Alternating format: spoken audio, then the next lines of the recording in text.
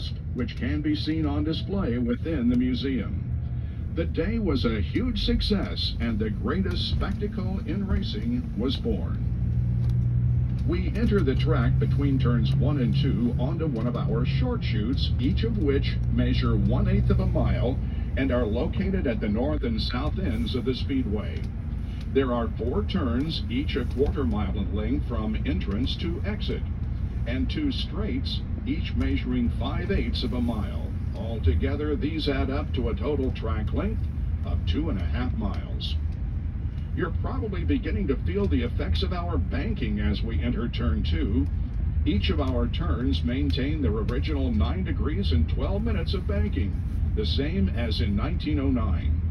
By comparison, Daytona International Speedway in Florida has 31 degrees of banking in its corners. The aerodynamics of Indy cars make them more suited to lower banked tracks. If you look to your left, some of the viewing mounds are coming into sight. These are located throughout the infield of the track and are used by general admission ticket holders. Coming into view on the right are the Turn 2 suites. Constructed in 1973, these suites offer a close-up vantage point to the action on track for VIP guests and sponsors. As we ride along the backstretch, you'll note that the surface is asphalt, the only change from the original layout. If you're wondering what happened to all those bricks, most of them are still beneath us, buried under several layers of asphalt. You may now notice a golf course on either side of us. The original course was opened in 1929. There have since been various configurations, culminating with a major redesign in 1992 by legendary course designer Pete Dye. There are now 4 holes on the inside of the track and 14 beyond the back straightaway to your right. If Indy cars were on the track right now, you would see them speeding by at roughly 235 miles an hour or 378 kilometers per hour. This would allow them to cover a football field in 9/10 of a second. For safety purposes, we keep our buses restrained to a more leisurely pace. The Speedway has seen many forms of racing in its century plus of existence.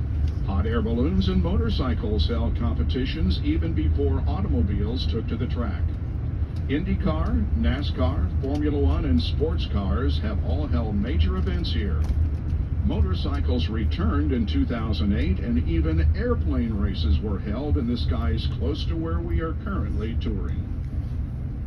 Coming up on your left is one of the more recent permanent additions to our facility, a 1/4 mile dirt track. This was installed in 2018 in part to honor USAC and IndyCar driver Brian Clausen with the BC 39 midget car race held in conjunction with the Brickyard 400. This has become a premier USAC event with over 100 entrants in the first year. As we travel through Turn 3, be sure to look along the white walls on either side of the track. You will notice the SAFER barrier in front of the hard concrete. SAFER is an acronym for Steel and Foam Energy Reduction. This safety feature was developed by researchers at the University of Nebraska-Lincoln in conjunction with the Indianapolis Motor Speedway. It was first installed here in 2002. The SAFER barrier is responsible for saving many drivers from serious injuries and can now be found at nearly all major racing facilities in the United States. Famed World War I flying ace Eddie Rickenbacker purchased the Indianapolis Motor Speedway in 1927.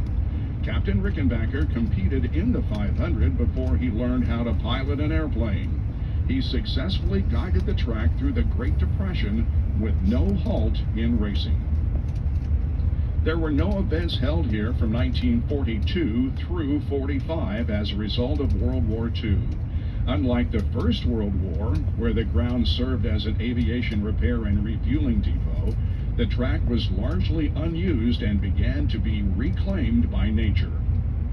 At the urging of 3-time 500 winner Wilbur Shaw, Terre Haute, Indiana businessman Tony Hallman saved the track from demolition in 1945, purchasing it for $750,000. Under Holman George leadership, the Speedway prospered and became the worldwide icon known today. In January of 2020, the track was sold to longtime race team owner and entrepreneur Roger Penske. If you look left, portions of the north end of the Speedway's road course will come into sight. Though early track renderings called for an interior road course, it took until the turn of the 21st century for one to be finally installed. The current layout measures 2.439 miles in length with 14 turns. Here we are on the front straight. A large portion of the 250,000 plus permanent seats can be seen. Combined with the viewing mounds, the Indianapolis Motor Speedway can hold upwards of 350,000 people. This means the entire population of Cincinnati, Ohio, or the country of Iceland, could find space to watch events here. The Indianapolis 500 holds the distinction as the world's largest attended single-day sporting event. There is a wall separating the racing part of the front straight from pit lane. The original version of this was installed in 1957 and may have been the first of its kind anywhere in the world. Coming up on the left is Victory Podium, and adjacent to it, the Pagoda. The iconic structure has 10 floors, and its height is equivalent to a 13-story building. Opened in 2000, it is the location for timing and scoring, master control, media broadcasts, and private suites. Running through the pagoda and onto the racing surface is a link to the past, the Yard of Bricks. Every brick you see dates back to the original surface in 1909. The front stretch remained predominantly brick until October of 1961, when the entire track was paved with asphalt except for this narrow strip. The checkered flag is out! Goodyear makes a move! Little Al wins by just a few tenths of a second! Perhaps the closest finish in the history of the Indianapolis 500! A unique tradition has developed involving the bricks. After winning the third running of the Brickyard 400 in 1996, Dale Jarrett wanted to pay homage to the storied history of the track. Dale and his crew made their way to the Yard of Bricks, knelt, and gave them a kiss. This tradition is now performed by winners of every major event held here at the Speedway. Okay, so we're going to be here for about 10 minutes or so. We're going to get out and